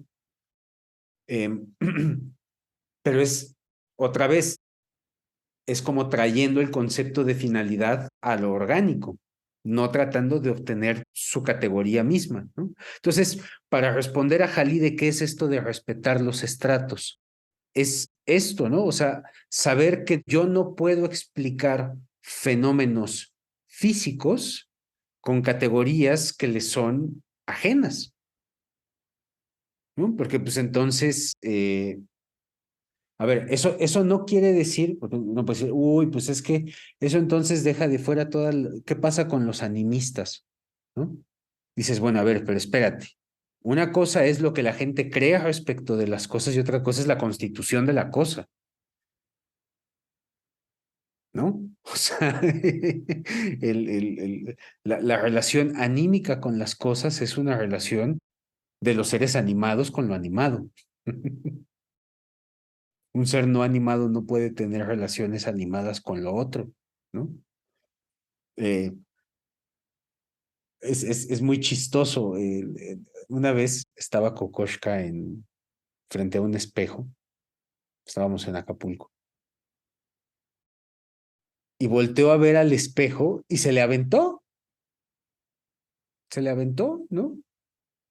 Así, atacó al espejo, pero pensó que era, ¿no? ¿Por qué vio eso? Pues porque lo concibió como animado. Solamente nosotros que tenemos esta capacidad rara de la objetivación, vemos nuestro reflejo y no nos sacamos de onda, ¿no? Como que podemos tomar distancia, ¿no? Eh, a lo que voy con esto, ¿no? Es que eso muestra una diferencia categorial, ¿no? Que yo no puedo explicar al animal, aunque sea autoconsciente, con las categorías de la autoconciencia humana, que tiene otra clase de determinaciones, ¿no? Y esto, por ejemplo, tiene repercusiones en debates como, por ejemplo, a qué llamamos derechos de los animales, ¿no? O sea, o cómo podemos establecer estas relaciones, digamos, pues jurídicas, ¿no? Porque en el fondo estamos estableciendo relaciones jurídicas, ¿no? Con lo viviente. Eh, creo que es que se mueve en ese terreno con el respetar los estratos, ¿no? Porque pues puede ser que estemos haciendo leyes así como pues muy incluyentes y muy buena ondita, pero pues sin entender una mínima comprensión de qué es la realidad, ¿no? O sea, pura ideología. Bueno, no sé si, perdón, creo que ya es hora, ¿no? Este, pues con eso cerramos el año, ¿no? Yo les quiero agradecer a todas y a todos los que estuvieron hoy y a lo largo del semestre, las incorporaciones que hubieron, ¿no? Somos un equipo de fútbol, somos 12, ¿no? Hasta, hasta tenemos un cambio por si se nos lesiona alguien. Bueno, ya había más, ¿no? Ya estaban 16. Este, Pero bueno, la invitación, Jalí se puso a fichar, ya es nuestro cazatalentos. Yo estoy en el draft todo el tiempo. Exacto. Exactamente. No, pues a ver, agradecerles de veras que nos acompañen. Insisto, ya veremos cómo lo vamos a organizar el próximo semestre, que sea híbrido, en un horario quizás un poco más temprano, ¿no? Para poder tener más tiempo de cosas. Haremos por ahí la consulta. Y pues ya les haré llegar el documento con la división para que vayan inscribiendo sus nombres y hagan los comentarios, bueno, los respectivos textos guía, los textos de comentario que van a conducir las sesiones de nuestra revisión de la metafísica del conocimiento, ¿no? Que ya nos toca meternos, ¿no? Como sugerencia, ¿no? Regresen a la sección 2 de la autoexposición sistemática, donde expone, ¿no? La aporía del conocimiento, ¿no? Que les puede servir. Y pues nada, desearles bonito fin de año, que haya salud en sus casas, por si no los veo en presencia. Y cualquier cosa que vaya surgiendo, que les vaya interesando de la temática, pues vayan, pues digo, lo pueden ir poniendo en el Classroom y así, ¿no? También para ir sabiendo por dónde va orientándose la cosa. Cuídense mucho y que tengan muy bonita noche, todas y todos.